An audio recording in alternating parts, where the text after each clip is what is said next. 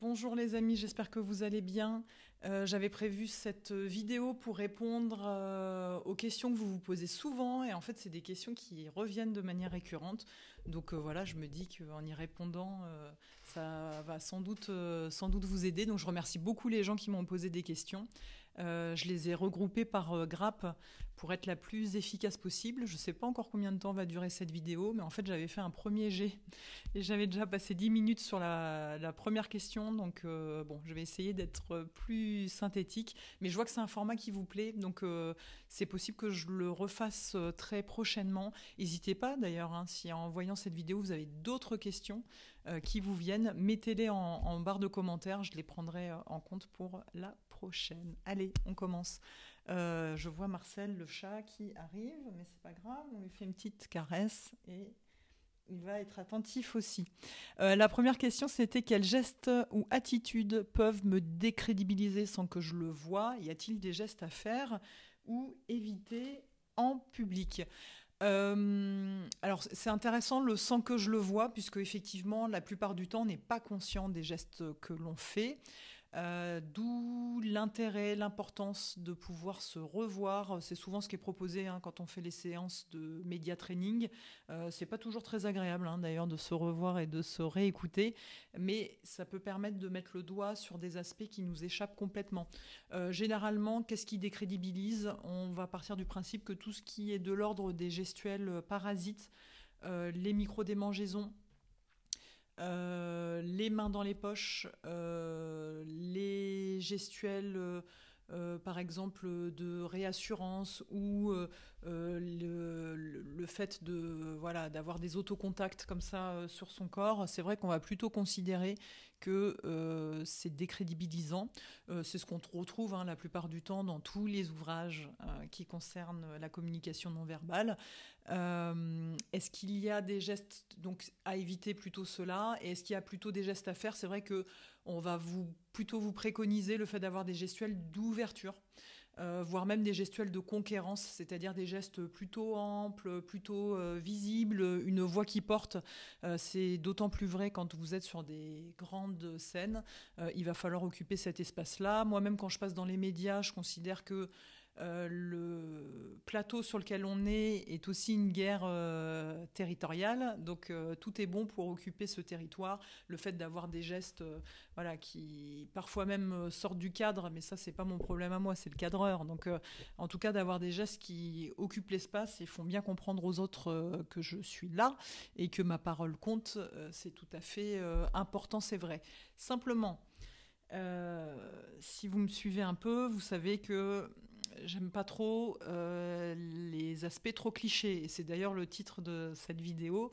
Comment est-ce qu'on fait du décodage sans tomber dans le cliché? Mais sachez que tout ce que je viens de dire sur les gestuels parasites, les micro-démangeaisons, les autocontacts, les mains dans les poches aussi, tous ces aspects-là, alors je reviens plutôt sur la micro-démangeaison, eh bien il y a des contextes en particulier où c'est bien de se micro-démanger, même quand on a une personnalité publique. Moi ça m'est arrivé d'avoir des dirigeants et de leur dire non mais en vrai ça généralement on vous dit toujours qu'il faut évacuer, mais il y a des moments, des séquences en particulier où c'est très bien. Pourquoi? Parce que ça apporte de l'humain, parce que ça apporte de l'authenticité, pour tous ces aspects qui font qu'on n'a pas l'impression d'avoir affaire à ChatGPT ou à un robot et que vous avez affaire à des humains.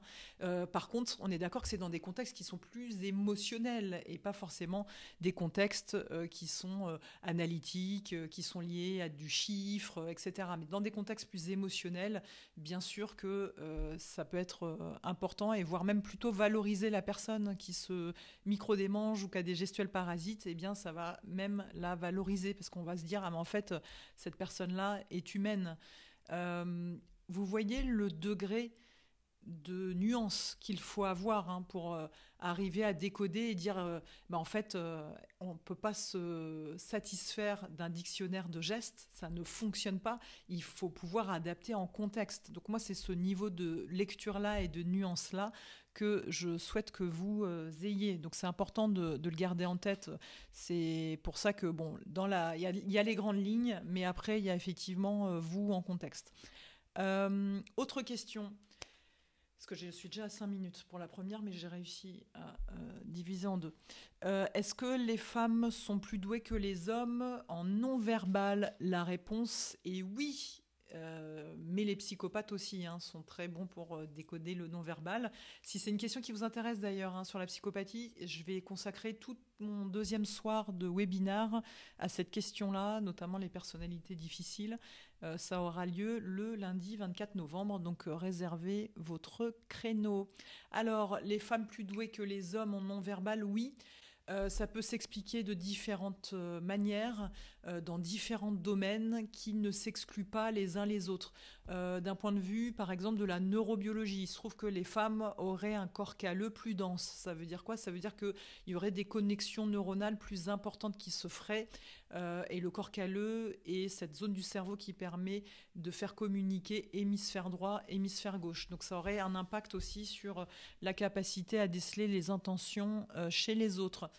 Et par exemple, d'un point de vue plus physiologique, certaines hormones pourrait expliquer aussi cette plus grande capacité à décoder. On pense par exemple à l'œstradiol, mais il y en a d'autres qui font qu'il y a une mémoire sociale qui est plus importante.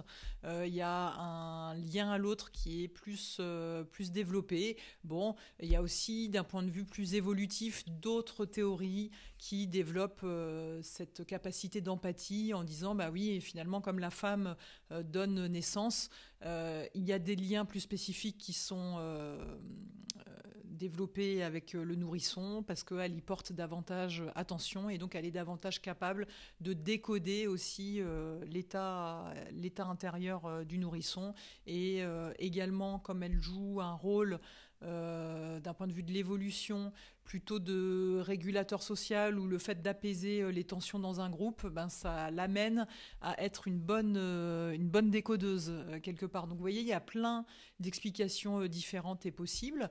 On peut même aussi dire que ces aspects-là sont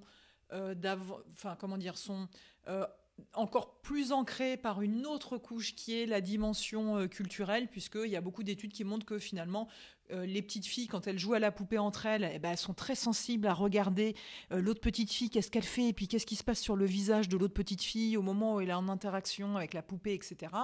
Alors que quand vous regardez deux petits garçons qui jouent ensemble aux jeux vidéo, eh bien tous les deux ils regardent dans la même direction, ils portent très peu attention à l'autre et aux émotions et au non-verbal de l'autre. Donc en fait, vous voyez, c'est comme des poupées russes et donc à chaque fois, c'est vrai qu'une des dimensions vient dans ce sens-là. Après, c'est peut-être à me moduler un petit peu.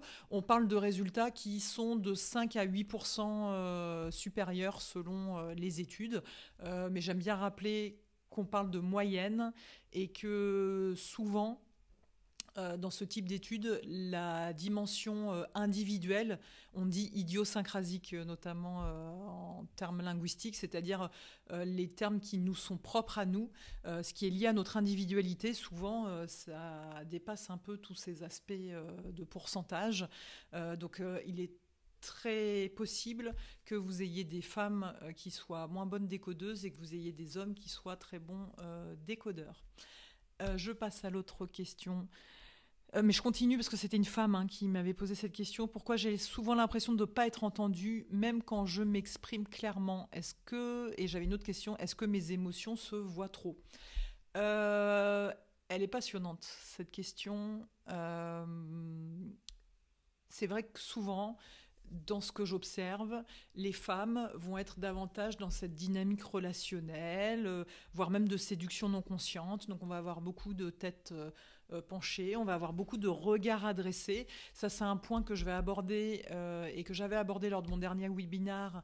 Et ça va être un point que je vais vous démontrer à l'aide d'une vidéo, notamment. Là, ce sera le premier jour, donc le dimanche 23 novembre. Je pense que ce sera vers 18h. Je mettrai le lien dans la communauté WhatsApp. Je vous remets le lien d'ailleurs dans la barre d'infos de la vidéo pour que vous puissiez vous inscrire. Donc en fait, Ouais, est-ce que les émotions se voient trop? En tous les cas, il y a des comportements de femmes qui sont beaucoup plus dans la séduction, l'attention à l'autre. Donc, on a vu pourquoi précédemment, certaines raisons qui viennent l'expliquer.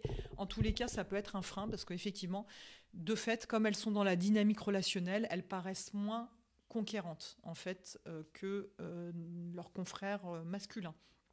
Euh, c'est peut-être ce qui donne cette impression de ne pas être entendue à la même échelle, de paraître moins sérieuse, moins crédible, parce qu'effectivement, quand on est dans la conquérance, on est de suite beaucoup plus entendu, beaucoup plus visible, ne serait-ce que par cet aspect mécanique qui fait que quand on est en conquérance, nos gestes sont plus en hauteur, plus amples, et c'est vrai qu'on écrase peut-être un petit peu plus ce qui se passe autour, mais en même temps on est plus vu. Donc il y a quand même ce biais pour les femmes, je trouve, dans toutes les vidéos que j'analyse et celles qu'on m'envoie, et même les femmes.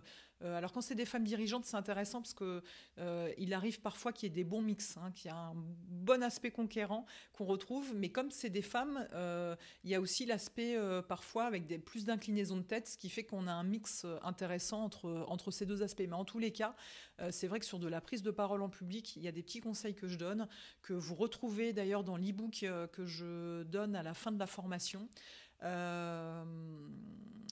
Et bien, effectivement, ça fait partie des conseils où je dis, il y a un moment donné, il faudrait faire du woman spreading, en fait. Donc, c'est vrai que c'est quand même une vraie dimension.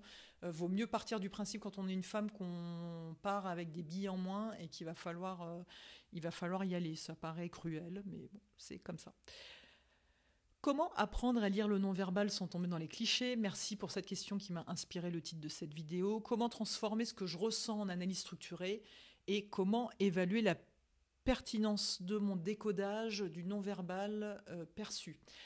Et bien ça, c'est tout l'enjeu de la méthode que je développe, mais ça, vous n'allez pas pouvoir l'acquérir comme ça.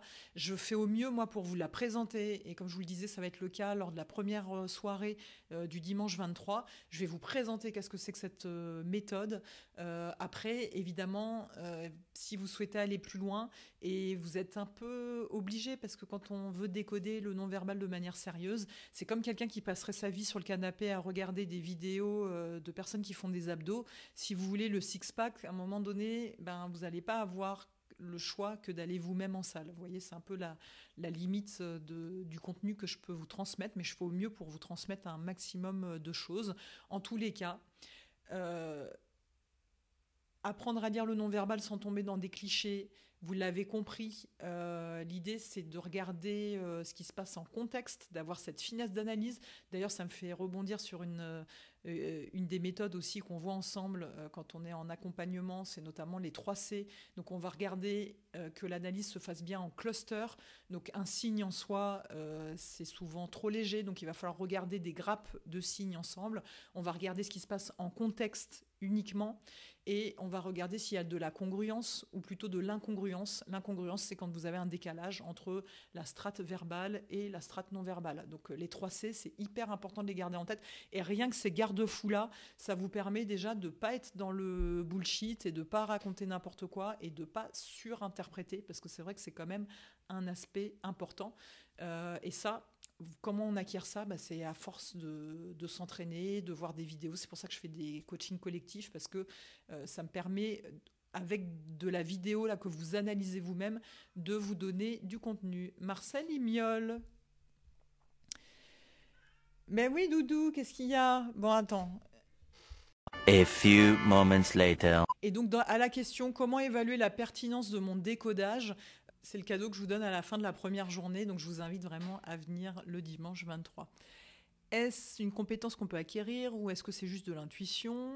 Est-ce que lire le non-verbal, c'est de la science ou du ressenti? Et j'ai Jean-Pascal qui m'avait dit, en négociation, c'est exactement ce 6e sens qui fait la différence entre un bon vendeur et un crack.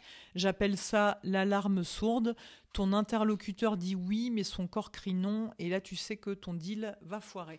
Alors ça, c'est très juste. D'ailleurs, je commence ma formation là-dessus, sur les deux cerveaux que l'on a. Et nos deux cerveaux, ils ne traitent pas du tout les mêmes choses. Donc vous avez vraiment une partie de votre cerveau qui est très très douée, qui est très très bonne. Quand vous êtes connecté à cette partie-là de votre cerveau, votre intuition, elle est exceptionnelle, mais en fait on l'a tous.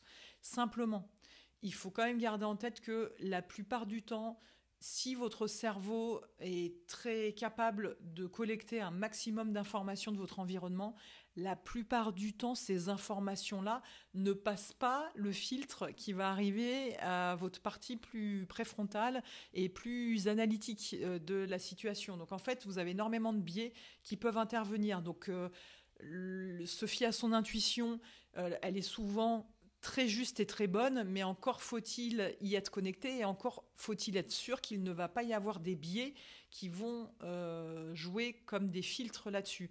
Donc comment est-ce qu'on fait ça ? Eh bien alors là, du coup, vous êtes obligé de repasser par des grilles d'analyse. Donc la méthode sémiotype que je vais vous présenter, les 3C, la méthode VPS, on en voit la matrice VPS, c'est...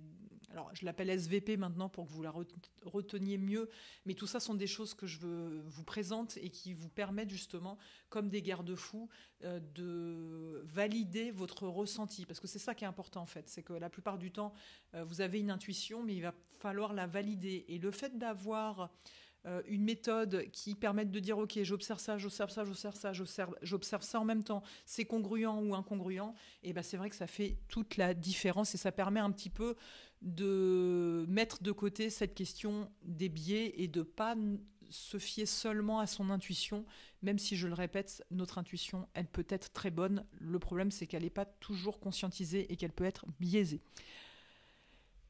Alors, décidément, Marcel veut participer à la vidéo, on le montrera peut-être quand même à la fin, mais là il s'est caché dans un placard. Alors, j'avais une question qui était très intéressante et un petit peu dans le même style, c'était pourquoi certains discours d'autorité échouent alors même qu'ils sont rationnels ? Bah, c'est exactement pour cette question du double cerveau. Tiens, viens dire bonjour Marcel. Viens. Viens. Viens Lilou. Viens là. Allez, montre que je suis bonne en communication animale. Oh, coquin. A few moments later. Tu fais profiter de ton ronron ?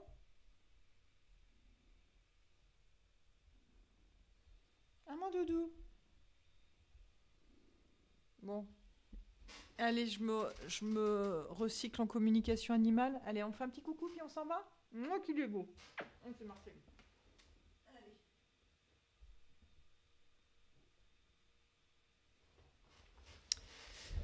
Bon, alors, donc, cette question. J'adore parce qu'en fait, c'est ma dernière publication sur LinkedIn répond exactement à cette question-là. En fait, les discours politiques qui se limitent au cerveau rationnel, donc aux discours rationnels qui sont très chiffrés, cohérents, logiques, etc., ne sont pas forcément les plus efficaces parce que nous sommes avant tout des êtres sociaux doués d'émotions. Et c'est intéressant parce qu'on a aussi toute cette partie de notre cerveau qui est très sensible aux messages de type messages subliminaux. Donc dans ma dernière publication, je parlais de Louis Boyard qui retire sa montre discrètement comme l'avait fait Emmanuel Macron lors d'un débat télévisé. Pourquoi ils le font ? Parce qu'ils savent justement que notre cerveau va capter ce genre de signaux et quand bien même, c'est ce que je vous disais juste avant, parfois c'est pas toujours rationalisé, parfois c'est pas toujours conscientisé, mais il va quand même en rester quelque chose. C'est Stanislas Dehaene justement dans le Code de la conscience qui a beaucoup travaillé sur ces aspects-là et qui a montré que notre cerveau, même s'il n'est pas capable de dire exactement ce qui se passe dans une image, en fait, il retient comme ça des effets de sens produits. Et même s'il ne sait pas mettre le doigt d'un point de vue rationnel et logique sur exactement ce qui s'est passé, eh bien, il a quand même retenu quelque chose. Donc, tout ça a un impact et je pense que c'est pour ça que les représentants politiques sont si sensibles à leur image. Mais là, en l'occurrence, voilà, ça donne des scènes complètement surréalistes puisque maintenant, on a l'impression c'est comme du discours publicitaire ou marketing. Finalement, ça les intéresse davantage de gérer leur image comme si c'était des produits, en fait. Ils gèrent leur discours comme s'ils vendaient de l'image de marque. Donc, c'est vrai que ça devient triste de voir, en tout cas à mon sens, de voir ce champ politique réduit à ça, à du positionnement de marque ou des messages subliminaux. Bon, bref. Est-ce qu'on peut s'affirmer sans devenir agressif ? Comment redevenir légitime sans passer pour la donneuse de leçons ? Donc là, je comprends que c'est une femme aussi qui pose la question. Bah oui, En fait, la question posée de manière sous-jacente, c'est comment est-ce que je peux être dans l'affirmation de moi, comment est-ce que je peux être conquérant, mais sans passer justement pour le prétentieux, le donneur de leçons ou l'agressif de service. On le voit aussi en formation, il y a différents degrés dans le modèle sémiotype que je vous présente. En fait, il y a différentes manières d'être conquérant. On peut avoir des conquérants qui sont des conquérants tout à fait zone bleue, tout à fait, on va dire, acceptables, agréables. Et puis, on va avoir des conquérants, effectivement, zone rouge, qui sont là beaucoup plus colériques et agressifs. Mais quand vous êtes conquérant zone bleue, ça passe très, très bien. Donc, c'est ce que je vous disais, les gestuels plutôt en hauteur, plutôt amples. Le fait, mine de rien, comme un message subliminal, d'occuper l'espace. Souvent, vous les voyez comme ça, avec la main qui part sur le côté, sur les plateaux télé. Bon, bah ça, c'est pas pour rien, en fait. J'occupe l'espace, j'occupe tout l'écran. Et ça, c'est des sortes de messages subliminaux volontaires de la part de leur émetteur, et ça fonctionne plutôt bien. Avoir le petit menton relevé de temps en temps, bon, bah, pourquoi pas. Après, je trouve intéressant aussi de se dire qu'il n'y a pas que les postures de conquérante, le fait d'être aussi très carré, très analytique, dans des postures de vigilance, ça fonctionne bien. D'ailleurs, je fais du lien avec une autre question qui était comment être plus crédible face à des clients exigeants ou rationnels. Là, ça va peut-être pas être la posture du conquérant qui, justement, occupe tout l'espace, qui a la tchatch, qui en entend de manière très forte. La posture vigilante qui consiste à rester droit, à être très peu expressif, à faire très peu de gestes et au moins aussi impactante que la posture conquérante. Ça peut être très déstabilisant. D'ailleurs, j'avais un ami qui était vendeur de... Enfin, c'est pas comme ça qu'on appelle ça.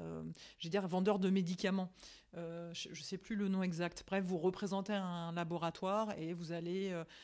écumer les cabinets de médecins, et bien en fait il faisait beaucoup plus de ventes que ses compatriotes, et confrères et consoeurs, parce que en fait lui était hyper vigilant. Alors lui, c'était dans sa nature en fait, d'être comme ça, c'était un trait de personnalité, mais en définitive c'est intéressant de voir qu'il arrivait beaucoup plus à parvenir à ses fins en disant beaucoup moins de mots, en bougeant beaucoup moins, en n'étant pas du tout dans des effets de style de c'est moi qui occupe la place, ou des effets de style de type séduction, ou des effets de style de type je suis complètement débordée ou je perds le contrôle de ce qui se passe. Donc la posture de vigilance, elle peut être très très très adaptée aussi.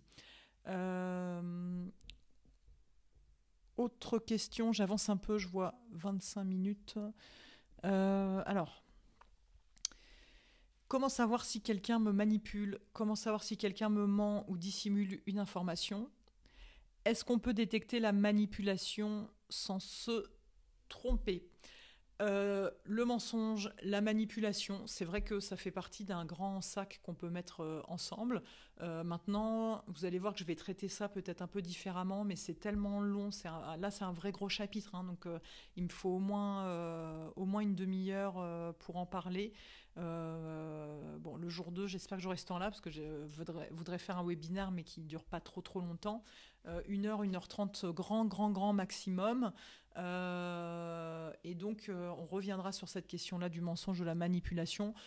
Pour la faire très courte et très simple, ce qui est le plus efficace, si je mets sur le même panier, dans le même sac, mensonge et manipulation, ce qui reste très efficace, c'est de regarder ce qui se passe au niveau des mains et ce qui se passe au niveau des clignements de paupières. Ça, c'est des choses qui ont été très validées par toute la recherche scientifique. Mais sachez aussi que sur toute la partie mensonge, ce qui est très effectif aujourd'hui, c'est plutôt de l'analyse verbale. Donc vous avez plusieurs types de grilles qui existent et qui sont utilisées notamment par les forces policières, et qui sont très très efficaces. Mais c'est vrai qu'aujourd'hui, on a même plus tendance à faire confiance au verbal qu'au non-verbal sur ces questions-là, même si, encore une fois, et ça c'est un point qu'on voit aussi en formation, je vous décrypte et je reviens sur tous ces aspects mains et clignement de paupières, je vous dis ce qu'il faut regarder, et ça reste très efficace. Comment distinguer un stress de négociation normale d'une vraie tentative de manipulation? Alors, on est un petit peu dans la même question.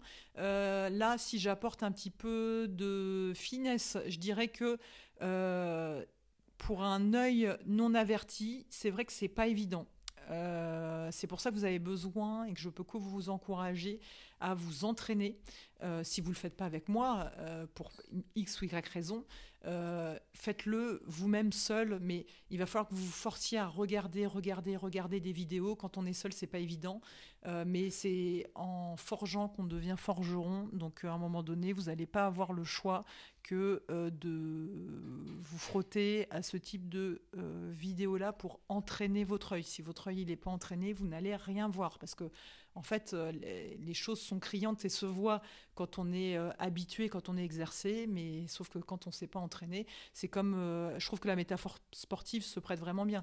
C'est comme si je vous demandais de courir un 20 km demain. Bah, c'est vrai que si vous ne commencez pas par un 3 km, un 5 km, puis un 8 km le dimanche, ça va être un peu compliqué de passer de suite aux 20 km. Mais pour répondre à la question, en fait, ce qui va être intéressant d'observer, c'est tout ce qui est lié à la congruence ou l'incongruence. C'est-à-dire que généralement, quand il y a du stress, il y a quand même de la congruence. C'est-à-dire que les gens peuvent être stressés, et on va le voir à travers notamment des gestuels parasites, celle que j'évoquais au début de la vidéo.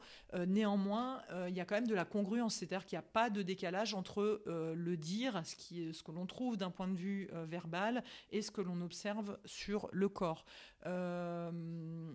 Donc tout ce qui est lié à l'incongruence, le décalage verbal-non-verbal, ou aussi des fixités qui, au niveau du langage corporel, vont être un peu trop présentes.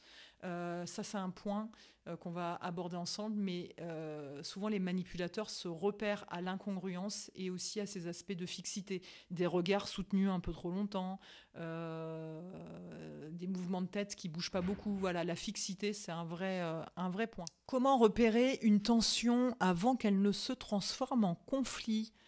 J'aime beaucoup cette question. Elle correspond à du vécu.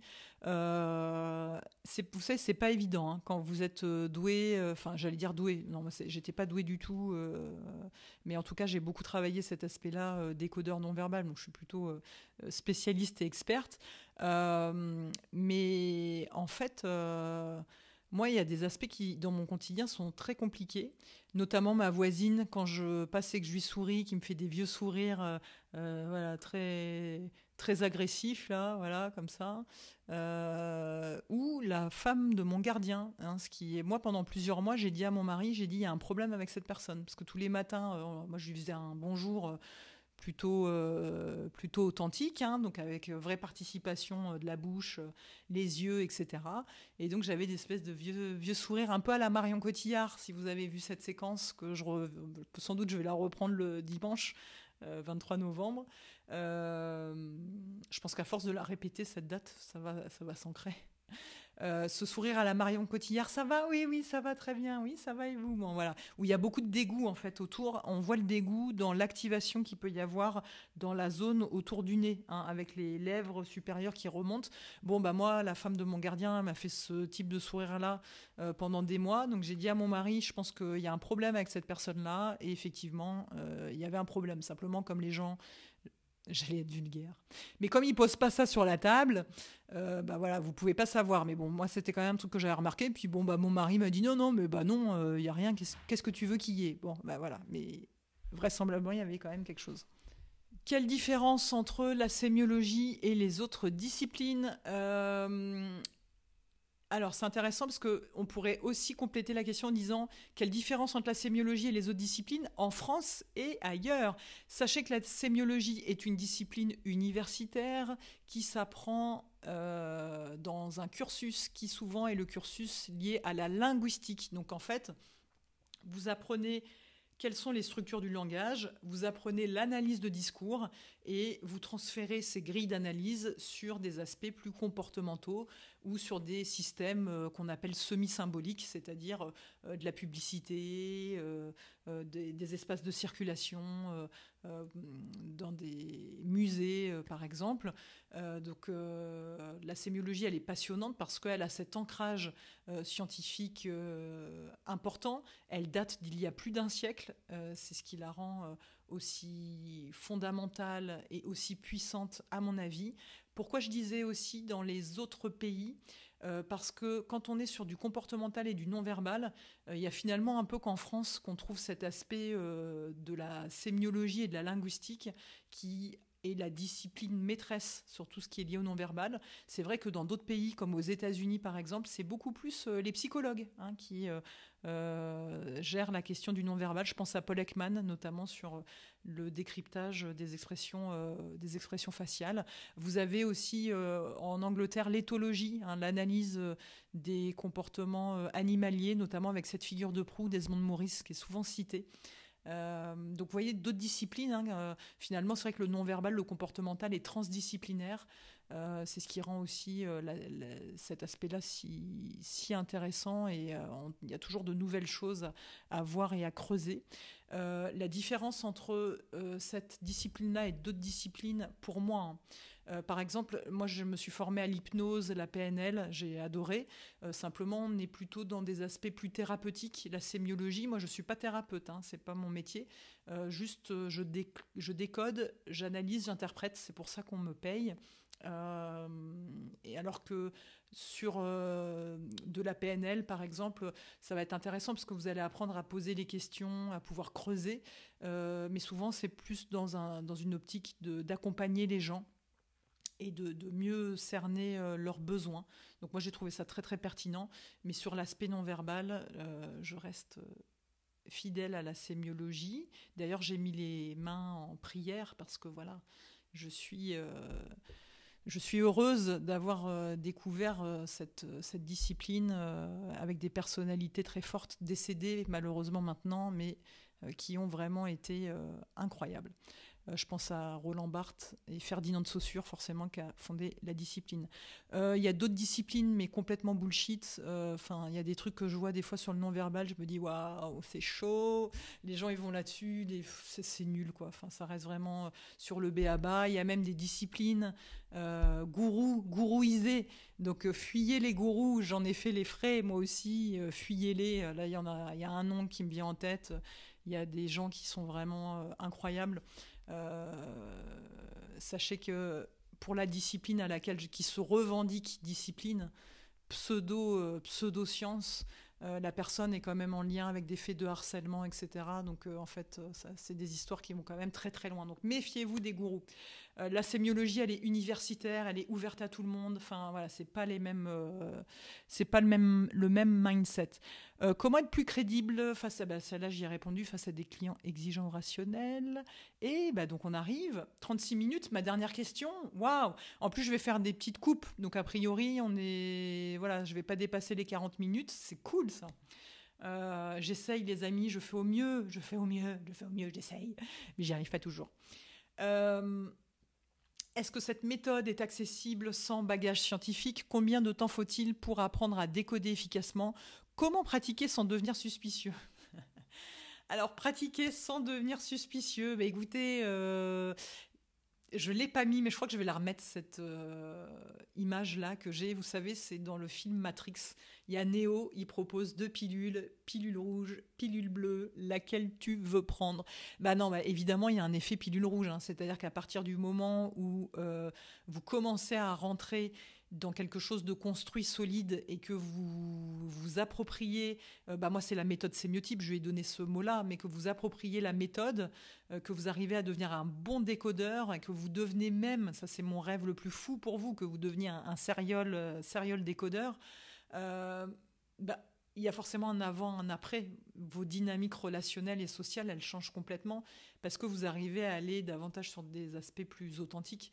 Puisqu'en fait, comme vous voyez le bullshit, vous arrivez à poser peut-être d'autres questions. Vous restez pas sur le premier niveau superficiel. Vous posez d'autres questions. Ça vous amène à vous interroger sur votre propre attitude. Donc, vous modifiez aussi votre attitude. Mais c'est sûr qu'il y a un avant-après. Et moi-même, je vois dans ma vie personnelle... je pense que mon mari, il en a fait un peu les frais parfois, mais j'ai bien identifié les sujets qui étaient plus critiques, où il y avait potentiellement plus de bullshit. Et puis, typiquement, tout le monde est passé par là, mais quand je dis c'est une très jolie femme, et que mon mari qui fait le désintéressé, alors que je le vois, je le vois, donc il n'y a pas besoin de me mentir, mais ça m'énerve encore plus qu'il me mente. Bon, voilà. Donc bon, c'est ce genre d'aspect-là. Mais j'imagine que vous vous retrouvez là-dedans. Après, franchement, ça m'a fait gagner énormément de temps. Parce que les gens qui vous disent, enfin, ou vous imaginez que oui, il va y avoir de la suite dans les projets, alors qu'en fait, non, ils sont sur autre chose, etc. Enfin, moi, là, il y a des deals que j'ai closés avec des gens. Enfin, direct, il y en a que j'ai mis de côté. Bon, d'ailleurs, on m'a rappelé pour me dire alors, pourquoi on n'est pas partis ensemble et tout. Et bon, j'allais pas rentrer dans le détail de ça, mais en vrai, c'est évidemment qu'on a échangé ensemble, qu'on était en vidéo et que du coup, je t'ai grillé quand je t'ai posé des questions sur la stabilité de la structure, de l'entreprise et tout. Enfin, ça n'allait pas du tout. Donc mais c'est ça qui est génial. D'ailleurs, en parlant d'échanges avec des personnes, soyez rassurés. Je vous mets là le QR code si vous voulez en savoir plus et si vous voulez un accompagnement ou si vous voulez accéder à la formation. Vous pouvez prendre rendez-vous avec Julien et soyez rassurés là-dessus. Si vous avez peur d'être décrypté, analysé, etc., Julien, il vous prend au téléphone. Donc comme ça, vous êtes cool, vous êtes zen, il n'y a pas de souci. Et il pourra répondre à toutes vos questions. Il se fera un plaisir à ça. Il est très sympa, Julien. Donc voilà, si vous voulez le contacter, en savoir plus sur ce que je propose, c'est la personne idéale. Merci les amis, c'était super chouette. J'espère que c'est un contenu qui vous aura aidé. Voilà, je vous dis à bientôt. Et je pense que vous avez retenu les dates. On se revoit en novembre, le dimanche soir, 18h, et le lundi, même heure, les 23-24. Merci à vous, à très bientôt.